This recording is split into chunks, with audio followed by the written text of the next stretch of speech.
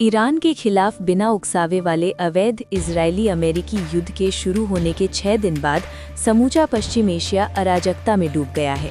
जब अमेरिका के राष्ट्रपति डोनाल्ड ट्रंप ने ईरान के सर्वोच्च नेता अयतुल्ला अली खामेनी, अन्य नेताओं और कम से कम 160 स्कूली बच्चों को मारकर इस जंग का आगाज किया, तो उन्होंने ईरान के लोगों से इस्लामी गणराज्य को उखाड़ फेंकने और तमाम राजकीय संस्थानों पर कब्जा कर लेने का आह्वान किया। लेकिन ऐसा कुछ नहीं हुआ। ईरान ने जवाबी कार्रवाई करते हुए इजराइल के साथ साथ फारस की खाड़ी इलाके में स्थित अमेरिकी ठिकानों, परिसंपत्तियों और दूतावासों को निशाना बनाया। उपग्रहों से प्राप्त तस्वीरों पर आधारित विश्लेषण से पता चलता है कि ईरान ने 7 अमेरिकी सैन्य ठिकानों के संचार और रडार संरचनाओं पर हमला किया है। लेबनानी आतंकवादी समूह हिजबुल्लाह भी उत्तरी इजराइल पर रॉकेटों से हमले करके इस जंग में कूद गया। इराक में ईरान समर्थक मिलिशिया ने इरबिल और अन्य इलाकों में अमेरिकी परिसंपत्तियों पर हमले किए हैं।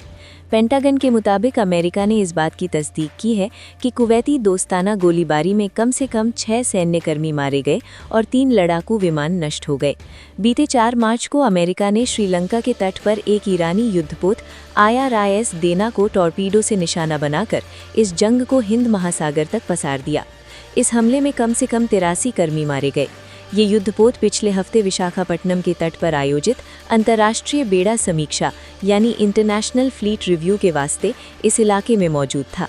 अगर ट्रंप और उनके सहयोगी बेंजामिन नेतन्याहू ने ये सोचा था कि खामेनेई की हत्या से ईरान की सरकार का पतन हो जाएगा, तो इसके बजाय नतीजे में एक पूर्ण क्षेत्रीय युद्ध छिड़ गया है।